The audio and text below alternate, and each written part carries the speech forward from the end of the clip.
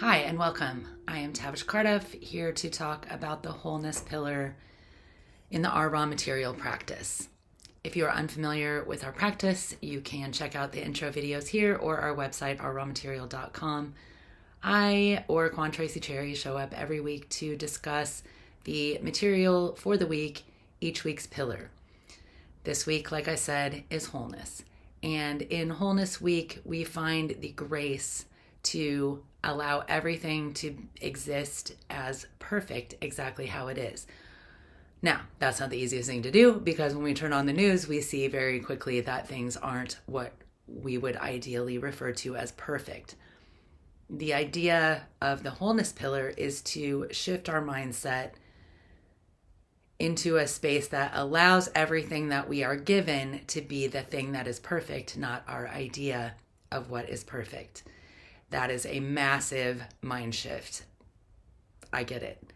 Also, it is a great place to examine our expectations and just the belief system that we personally operate with and how we apply it to a world in a way that maybe isn't always fair. Becoming whole, being whole, living in wholeness is something that I learned, and I think there we go, right there. Jim Crabtree, who was one of my teachers, wrote that book that's right behind me, The 7 Windows to Wholeness. And Our Raw Material is really a breakdown of all of the things that we need in life, not just wholeness, but the goal is wholeness. When wholeness is our goal, we spend time appreciating the things around us in ways that we would dismiss them otherwise. I have spent countless hours learning to appreciate things that I would have otherwise said, I don't want anything to do with it, because realizing that things are put in my path for a reason, and I am forced to deal with the same types of situations over and over, even if I get rid of one part. If I haven't fully learned the lesson, the thing is still going to come at me in a different form. As we express our need for wholeness, see ourselves in wholeness, appreciate our own wholeness, it allows us to find the space and the grace to do that for the people around us who probably don't deserve it, but really need it. The grace that we can offer to people who don't deserve it is one of the greatest spaces for transformation that there is in our world. And wholeness allows us to step outside of what is fair or reasonable or appropriate and offer support and help to people who need it, even though they don't fit that criteria. There's a lot of deep breathing to do around wholeness. In fact, earlier today, I found myself having empathy for some political situations that I would never have thought I would have empathy for, or seeing solutions in directions that I would never have thought were appropriate or even an avenue that I would be willing to look down.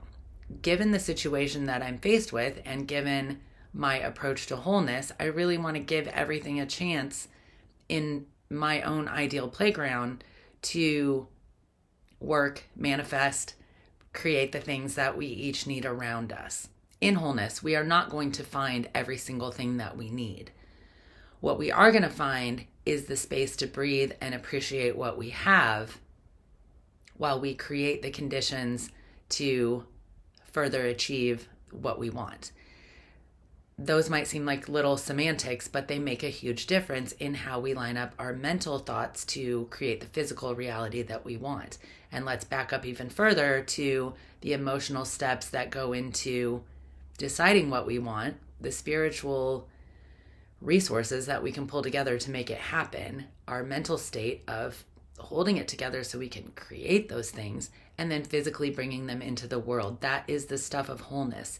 And this cycle of 12 pillars that we do over and over, 4 times a year, each season brings us closer and closer to the feelings of wholeness and to the idea that we could all be in a space to be present with our own wholeness. Wholeness as a pillar reflects back our perfectness to each of us. It reflects like a mirror all of the things that are amazing about us. It is our egos that step in and amplify the things we don't like or exploit them negatively.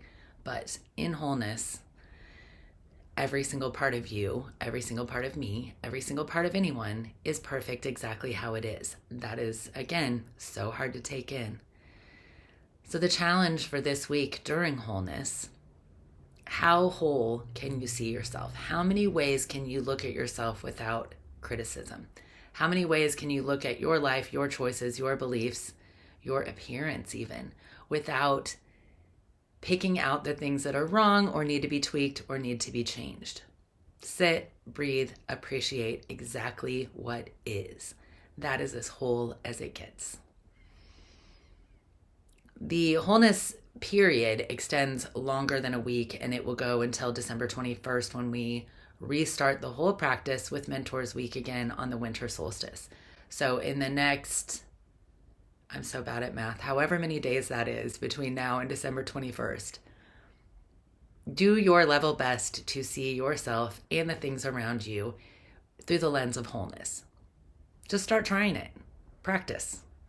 The practice is the point. And at our raw material, the more we practice with this arena of pillars, the more breathing and water we add to our own thoughts, as that mixture, that combo helps bring us clarity, joy, and peace as we enter the emotional state of our personal ocean and watch those waves move back and forward as life goes through, with the skill set to sit back and appreciate the things that happen. Not to the same degree. Obviously, some are going to make us a lot happier than others. But even the things that are devastating or traumatic have their own lining that teaches us something. Our raw material is ours to share. Feel free to share these links with anyone, share the concepts with anyone. If you are having this conversation, you are doing it.